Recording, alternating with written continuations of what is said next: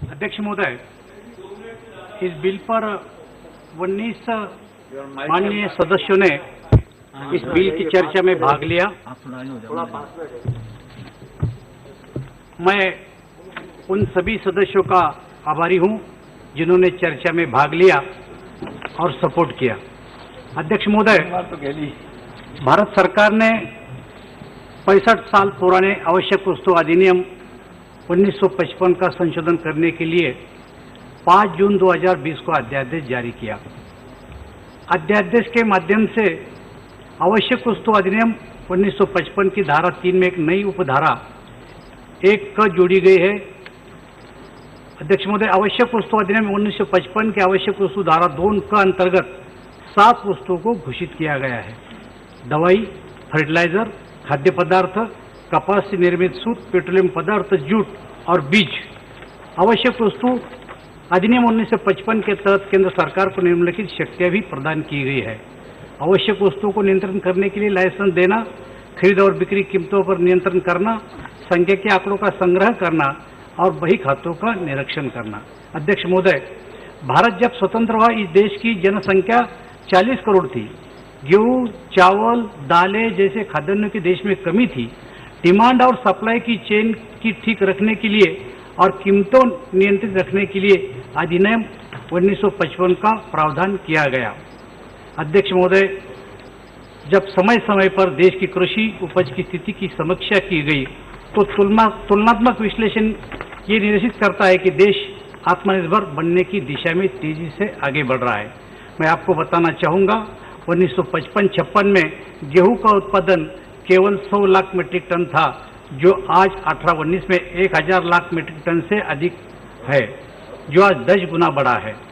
चावल का उत्पादन 250 लाख मीट्रिक टन था, जो आज 1100 लाख मीट्रिक टन हुआ है, जो 4 गुना बढ़ा है। वैसे ही दलहन और तिलहन की भी लगभग यही स्थिति है।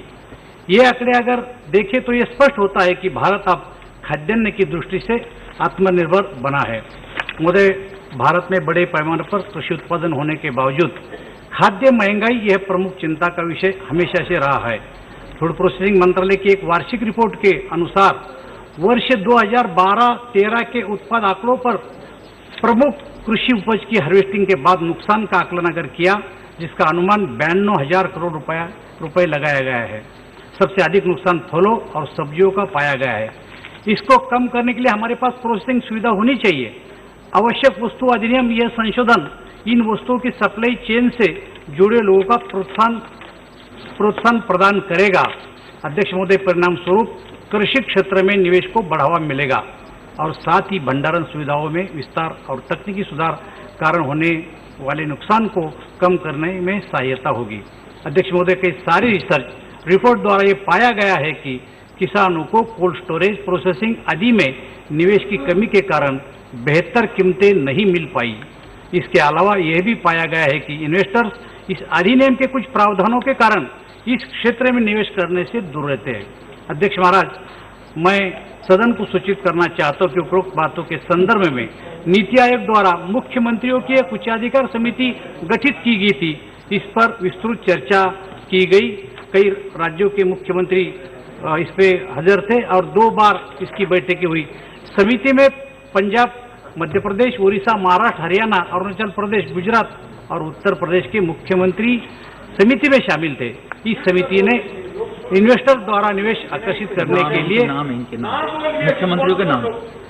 अध्यक्ष महाराज, उस समय महाराष्ट्र के मुख्यमंत्री देवेंद्र जी फडणवीस, एच.डी. कुमारस्वामी, मनोहर लाल खट्टर, पेमा खंडू, विजय रूपानी, योगी आदित्यनाथ, कमलनाथ, नरेंद्र सिंह तोमर और रमेश चंद्र जी अपने कृषि मंत्री इस समिति में शामिल थे। अमरिंदर सिंह नहीं, उनके कृषि मंत्री थे, अर्थ मंत्री थे उनके। वो समिति में थे, लेकिन मीटिंग में वो थे। हाँ, पंजाब के समिति में थे। माननीय सदस्य, आप वीडियो कॉन्फ्रेंसिंग के द्वारा वीडियो कॉन्फ्रेंसिंग के जरिए कमलनाथ भी थे। नहीं, माननीय सदस्य प्लीज। इस समिति ने इन्वेस्टर द्वारा निवेश आकर्षित करने के लिए खाद्यान्नों की आवाजाही और उनकी कीमतों पर प्रतिबंध जैसे उपायों को भी हटाने की इन मुख्यमंत्रियों ने सिफारिश की। इसी के साथ खाद्यान्नों के मूल्य नियंत्रण के लिए स्टॉक लिमिट जैसे प्रतिबंधों को कीमतों के साथ जोड़ने की भी सिफारिश की। जैसे कि हम सब जानते हैं कि कोरोना संकट के कारण विश्व की अर्थव्यवस्था पर प्रतिकूल प्रभाव पड़ा है।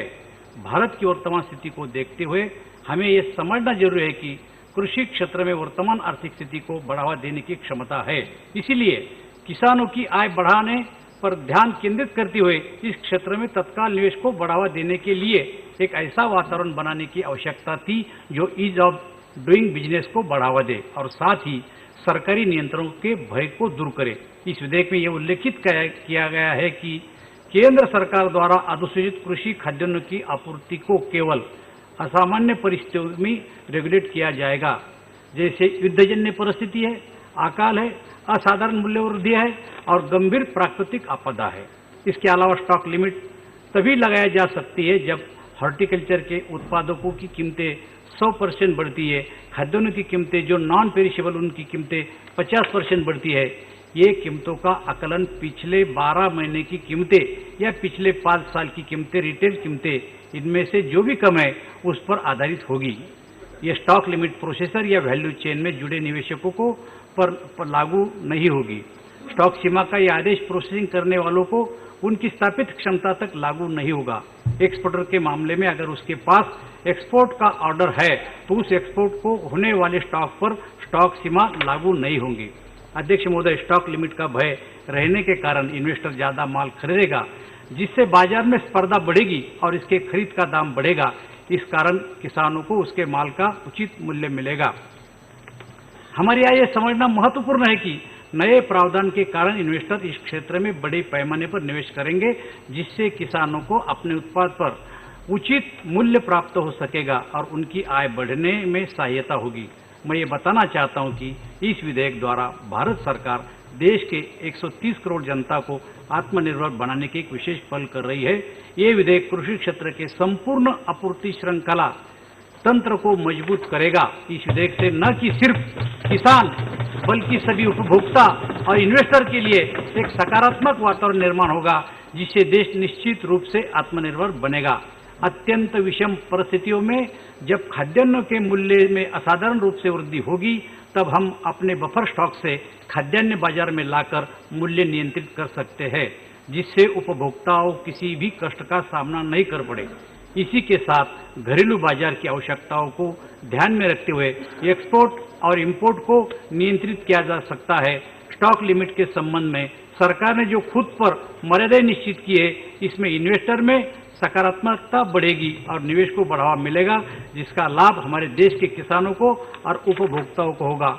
अध्यक्ष महाराज, मैं आपके माध्यम से ये बताना चाहता हूं कि कोरोना महामारी की परिस्थिति में खाद्यान्नों के दामों में असाधारण वृद्धि होने की संभावना थी। देश में यातायात प्रभावित होने के कारण कृषि क्षेत्र की सप्लाई चेन पर प्रतिकूल प्रभाव पड़ा था। परिणाम देश के किसानों को और उपभोक्ताओं को झेलना पड़ता था, किंतु भारत सरकार ने ऐसा नहीं होने दिया। प्रधानमंत्री नरेंद्र मोदी जी ने उनके नेतृत्व में भारत सरकार ने प्रधानमंत्री गरीब कल्याण अन्न योजना लागू की, जिसके तहत देश भर में 80 करोड़ से अधिक लोगों को मुफ्त खाद्यान्न का वितरण किया गया। परिणाम स्वरूप इस क्षेत्र से जुड़ी सप्लाई चेन पर कोई नकारात्मक परिणाम नहीं हुआ। यही नहीं, बल्कि इस काल में हमने किसानों को बहुत बड़ी मात्रा में खाद्यान्नों की खरीद की।